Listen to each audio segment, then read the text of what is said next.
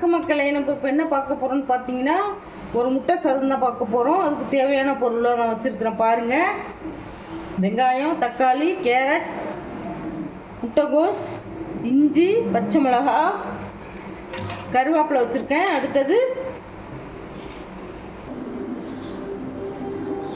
சோம்பு, சீரகம், மிளகுத்தூள், சாஸ், தக்காளி சாஸ். இதுதான் இதுக்கு தேவையான பொருள். இது எப்படி செய்யலாங்கிறத பார்க்கலாம் வாங்க. இப்போ அடுத்தது 2 பெரிய சைஸ் பெரிய வெங்காயத்தை இந்த மாதிரி நைஸாக கட் பண்ணி வச்சுக்கோங்க. அதை போட்டுக்கலாம்.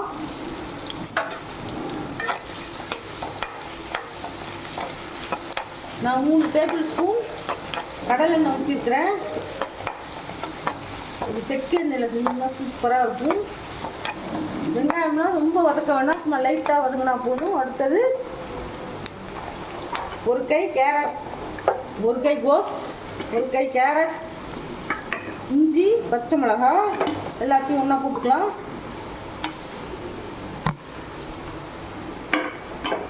கருவேப்பிலையும் போட்டுக்கலாம். எல்லாத்தையும் வதக்கிக்கலாம்.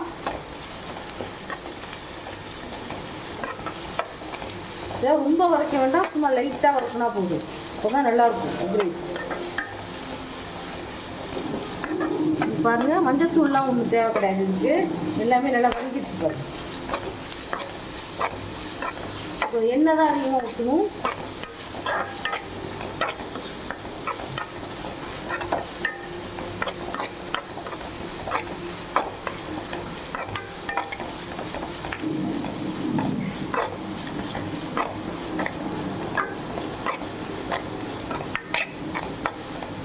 நான் 2 மீடியம் சைஸ் தக்காளியை இந்த மாதிரி பொடிசாக கட் பண்ணி வச்சுருக்கேன். அதையும் போட்டுக்கலாம்.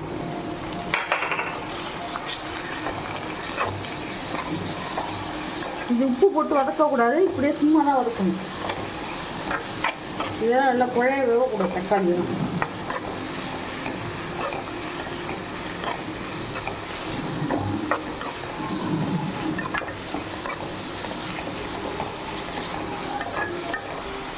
இப்போ பாருங்கள், எல்லாம் நல்லா வதங்கிருச்சு. இப்போது சோம்பு, சீரகத்தை நான் உடச்சி வச்சுருக்கேன், அதையும் போட்டுக்கலாம். இப்போ பாருங்கள், நான் 1/2 கிலோ ரைஸ்க்கு தான் எல்லாம் பண்ணுறேன். 5 முட்டை வச்சுருக்கேன். ஒரு முட்டை நடுவில் இந்த மாதிரி காயெல்லாம் தள்ளி இந்த மாதிரி நடுவில் ஊற்றி வேக வச்சுக்கணும். இந்த மாதிரி உடச்சி ஊற்றிக்கலாம். ஊற்றிட்டு ரொம்ப இதாக இருக்கக்கூடாது, கொஞ்சம் பெருசாக இருக்கணும் அந்த முட்டை. பாருங்க, அப்படியே கிளறி அப்படி வேக விட்டுணும்.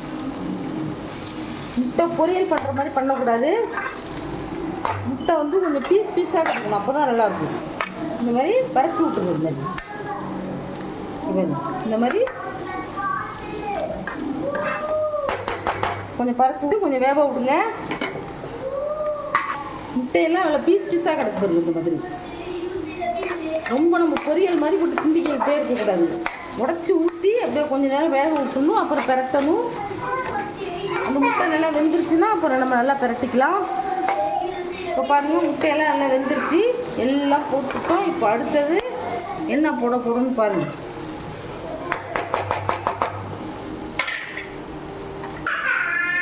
அடுப்பை சிம்மில் போட்டுக்குங்க.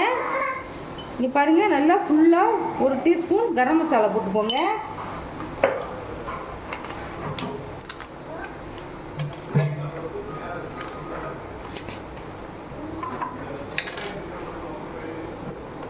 இப்போ பாருங்கள், இது டேபிள் ஸ்பூனால் ஒரு 1/2 டேபிள் ஸ்பூன் சோயா சாஸ் போட்டுக்கோங்க. நிறையா போடாதீங்க, ரொம்ப போடக்கூடாது.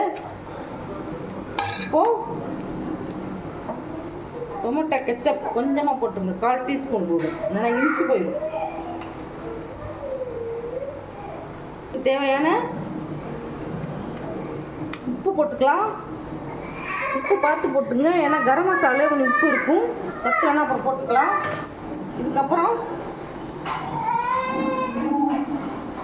1 ஸ்பூன் மிளகுத்தூள் போட்டுக்கோங்க.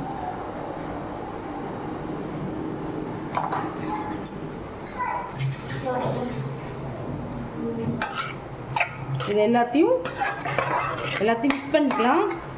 எல்லாம் ஒன்றா மிக்ஸ் ஆகணும்.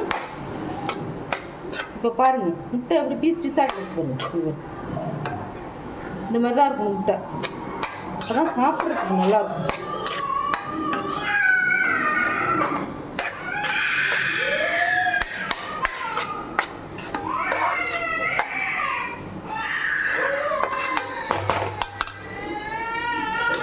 எவ்வளோ உதிரியாக சாதம் உடச்சி வச்சுருக்கோம் போதும். இதை இதில் போட்டுக்கலாம். அடுப்பை சீலை போட்டுக்கலாம். இப்போது நல்லா கிளறிக்கும் எல்லாத்தையும்.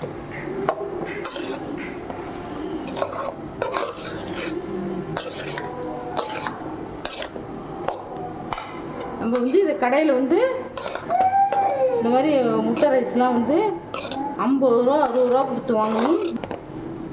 செலவும் கம்மி தான். இந்த மாதிரி செஞ்சு பசங்களுக்கும் கொடுங்க, நம்மளும் சாப்பிட்லாம்.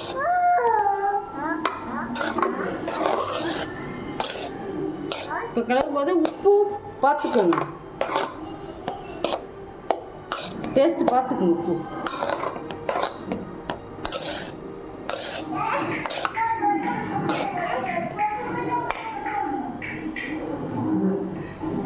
இப்போது மல்லித்தழை போடும்.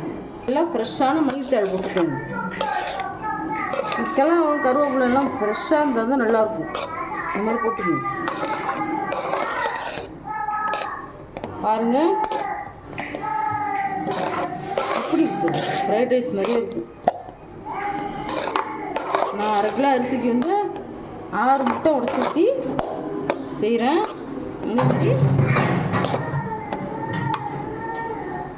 நீங்களும் அதே மாதிரி செஞ்சுக்கோங்க.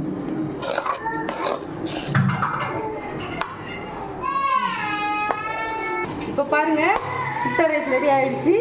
இதே மாதிரி நீங்களும் செஞ்சு அசத்துங்க. அந்த ரெசிபி உங்களுக்கு பிடிச்சிருந்ததுன்னா எங்கள் சேனலை ஷேர் பண்ணுங்கள், லைக் பண்ணுங்கள், சப்ஸ்கிரைப் பண்ணுங்கள். அப்போ தான் நாங்கள் போடுற புது புது வீடியோலாம் உங்களுக்கு சேரும். தேங்க்யூ, பாய்.